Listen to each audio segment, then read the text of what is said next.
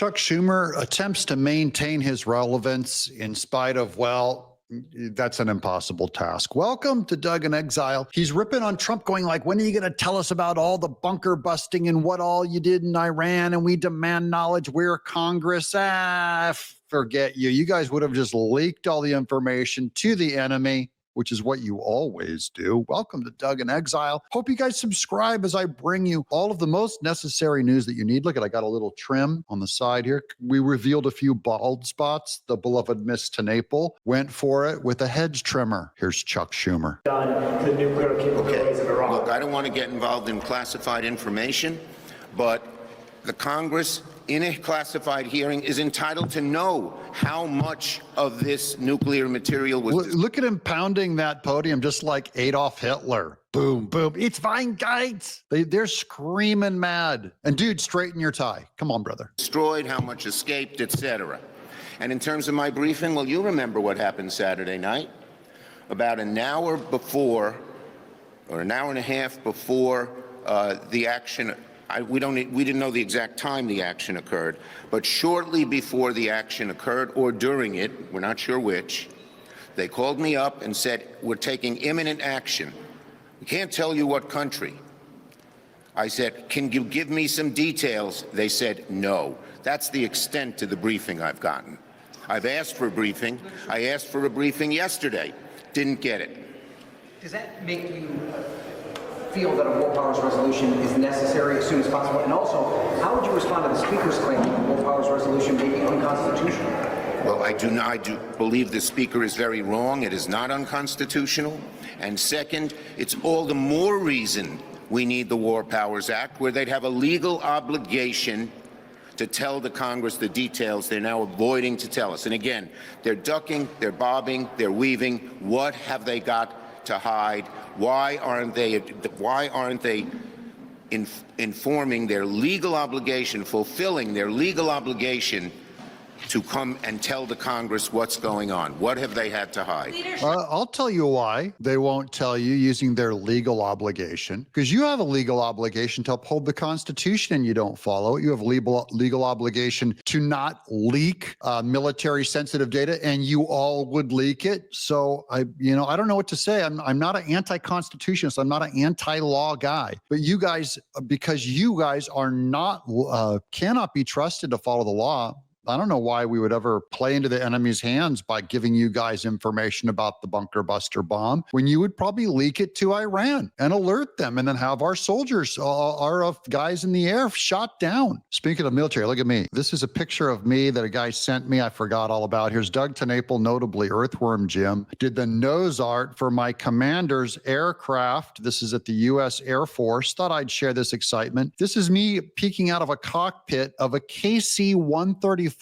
refueling plane out of Beale Air Force Base. This is the artwork I did called Old Granddad. They renamed the plane or recommissioned the plane, and I got to do the nose art for it. And I gave every member of Beale Air Force Base a copy of my hardbound comic book Earthworm Jim, and they gave me a bunch of challenge coins. These people, I got nothing but respect for them. Anyways, there's a very good chance that that plane could have been used in the refueling mission for Operation Midnight Hammer that went over and pounded Iran's nukes. I don't know what I'm talking about on the military all the time, but man, I've had those guys' backs, and they've had my back just forever. Here's Mike Johnson. Due to ongoing developments in the Middle East, the classified bipartisan meetings for all members related to the situation involving Israel and Iran has been postponed. The decision reflects the need to ensure that members receive timely and complete information aligned with the current circumstances. That means they have to get this stuff out to Chuck Schumer by law, and they have to give it time. I am in active communication with leader Hakeem Jeffries to coordinate a new date for the briefing later this week. And Mike Johnson, make it as late as possible. We appreciate members' understanding and flexibility and updated scheduling information. So by law, by the Constitution, Trump has basically, I think it's 48 hours before he has to notify Congress of anything that he does. Okay, now here's Trump on the polls where all of the never Trumpers and the Tucker Carlsons are predicting he's going to fail. No one's going to like Trump. No, he gets very high approval ratings. Yeah, I think there's this idea, okay, maybe the MAGA base wouldn't necessarily like this. Look, this is Donald Trump's Republican Party. That's what I think is so important. Don't you forget that, Thomas Massey, you queeb. Thomas Massey, this is Trump's Republican Party. All you naysayers, Hodge twins, this is Trump's Republican Party. GOP on the U.S. airstrikes in Iran, 76% in the average of the two polls approve, compared to just 18% who disapprove. Now, I will note that is a bit higher than Donald Trump's disapproval rating within the Republican Party. But overall, Republicans are with Donald Trump on this. Tucker Carlson be darned. The bottom line is he does not speak for the majority of the Republican base, the majority of the Republican Just base. heard when Tucker Carlson, when they go, we're real MAGA. And I'm not here to rip on Tucker Carlson. I love Tucker Carlson. He's a treasure to me. It just doesn't mean I think everything he says is true. In fact, I think a lot of stuff he says is wacko. I do think he's kooky. I do think he's wrong about Israel, about Russia, about all that stuff. He's totally wrong about the Republican Party.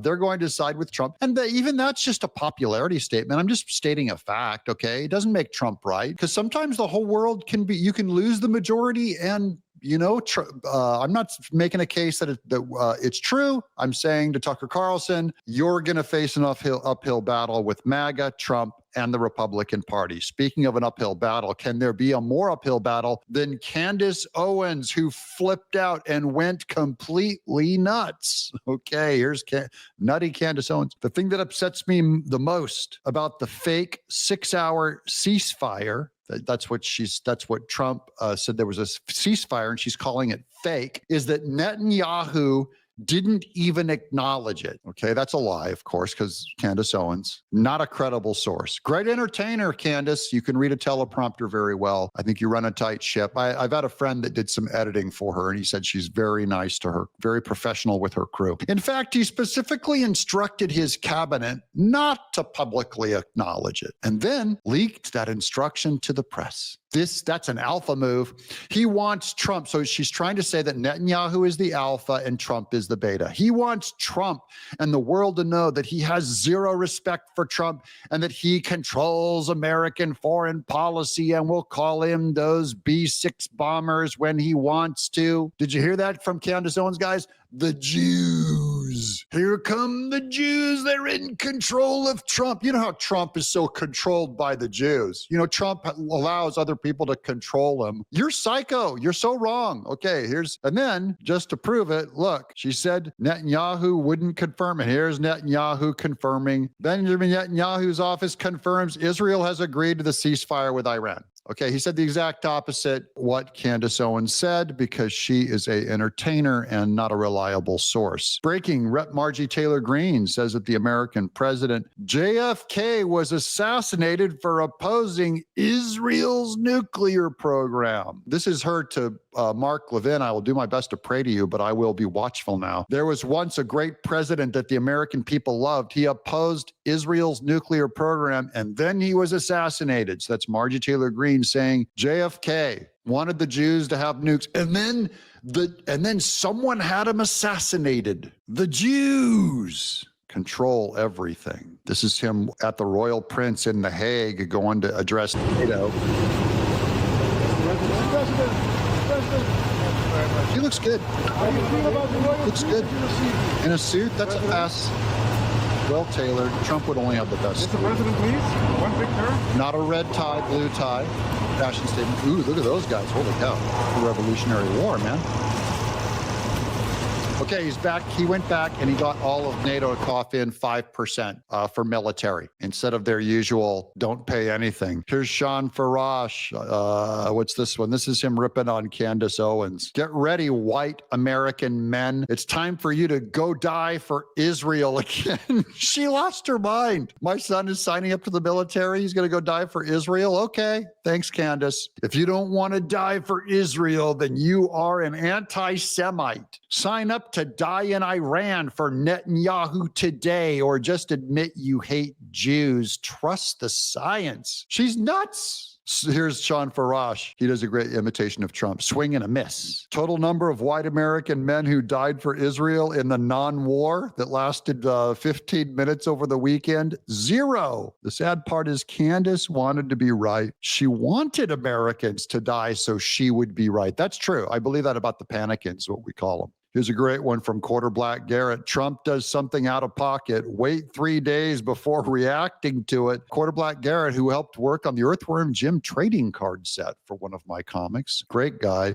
But he's right. You can't even comment on what Trump is doing with the Middle East and stuff because it changes every 15 minutes. You got to wait a few minutes. Now, here's Josh Hammer from Newsweek. He says, Judge Brian Murphy, Biden nominee, has brazenly defied his Supreme Court superiors. And then here's Chuck Schumer. This is back when they first appointed these lunatics under Biden. Listen to what the agenda was. This is from a couple months ago, might have been last year. The good news here is we did put 235 judges, progressive judges, judges not under the control of Trump last year on the bench. And they. Okay, so this was March 19th, and he's talking about last year. He deliberately, the good news is he put a bunch of radical judges on the bench. Are ruling against Trump time after time after time.